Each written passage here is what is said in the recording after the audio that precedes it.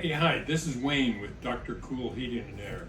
And I thought I would talk about, get a little dirt on HVAC. Here's dirty talk with HVAC. The one thing that a lot of people are wondering about are filters. And the one thing that people are concerned about is, well, which way does the arrow go? Oh my goodness, look, there's an arrow. What do we have to do? Look at this one's still in its plastic bag. The arrow, does it go that way or does it go this way? Well, frankly, to tell you the truth, it really doesn't matter that much. But the reason that they have the arrow is that there is a direction of airflow, and what's taken into consideration is the backing. So you see this one, we can see the backing on this filter. This has this backing on there. So what happens if you put it in the wrong way? If you put it in the wrong way, that means that what could happen is if it comes loose from use, then this might separate and bag down a little bit and cause a problem. But really, that just the same as never happens, unless you load up the filter so much that it gets completely like the woolly blanket. And that's the one thing, or let's say three things, with all of this equipment, whether it's your gas furnace, whether it's your air conditioner, your heat pump, the number one problem is dirty filters. The number two problem is dirty filters. The number three problem is filters that are dirty. So that's why I wanted to talk to you about dirt and filters and even your indoor air quality. So a lot of people want to do other things. Oh, let's vacuum out our ducts and do all that. That's not to say that it doesn't have any worth at all, but usually that's not the big problem. The big problem can be let your filter fill up, and then you got problems. That will cause your equipment to stress, overheat the heat exchanger, maybe eventually crack the heat exchanger, which would mean that you're going to be putting carbon monoxide into your house. Big problem. So I wanted to talk about that. And a lot of systems are set up, if you use the provided filtration system that comes with your system, oftentimes is a little 1-inch filter, or maybe you have 1-inch filters in the return airs. But one thing that you definitely don't want to do, don't over filter your house. Meaning, oh yeah, we've got a filter in our furnace, we've got a filter in the return air, we're putting filters in the supply air, those little raggedy looking filters in there. You are over filtering your place, and you might think that you're improving your air quality, but you're killing your system because that's too much resistance.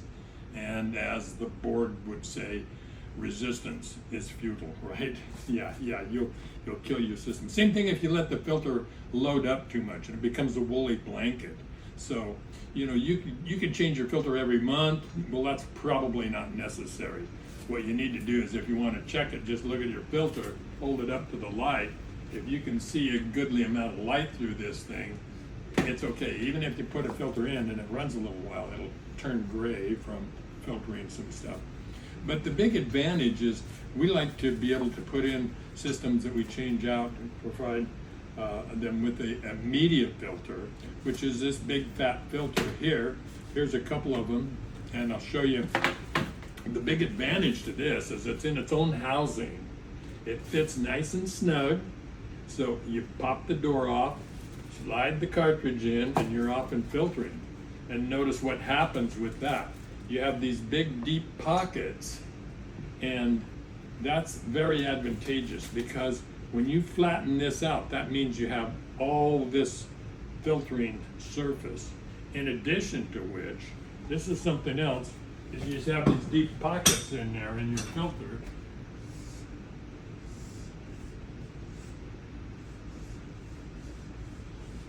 So particles can get in here, and maybe the heavy stuff can sift down towards the bottom, but you still have filtering media here and sifting down to the bottom, and then you still have filtering going, so the air can go through a filter and then go on down through your heat exchanger or your coil or whatever it is, and do its job. But obviously, then I'll use a line from our friends down under that's like, well, that's not a filter, you know. This is a filter. That's a real filter. So it's just a good thing to do. It's a good thing to do for your indoor air quality. It's a good thing to do for your equipment, because if it's a loose filter in there or some kind of a not snug fit, then dirt gets past that, and it can plug up in your coil if you have a coil in place. For some of the high efficiency furnaces have an additional little coil to extract some of the heat out of it, so that can get plugged up. The other thing that happens is in your blower wheel, you got your blower wheel, and it has these little veins that are like little cups on that blower wheel. And in those little cups, what happens is the dirt gets in there and it builds up in that vein, and then so you're not getting a full cup of coffee. You're only getting a half a cup of coffee. Well, the point is that you're not moving air, which that's another thing that the equipment needs, and you need that too, but you'd like it to be filtered, right? One of our sayings is that you can either have a good filter or be a good filter. So again, it's back to saving the equipment, saving your lungs. You get one set of lungs, you know, that's all I've been issued. Maybe some of you are different, but and a lot of people have breathing problems, asthma, forest fires, outdoor air quality translates to indoor air quality, and if you don't have a good system for taking care of that. But it's very important. And the other thing that happens is if you can see these things, filters are really, they're kind of misleading, because this says this is a 16 by 20 by 4 inch filter. Well, this one says on it, and they're basically the same, although this one has more media in it. But this one says it's a 16 by 5. So see, it's really 16 by 20 by 5 inch. Well, that's not 5 inches. You know, I can measure it right here, and it is almost 5 inches, but it's just a little bit short of 5 inches. And then we're going to measure it here.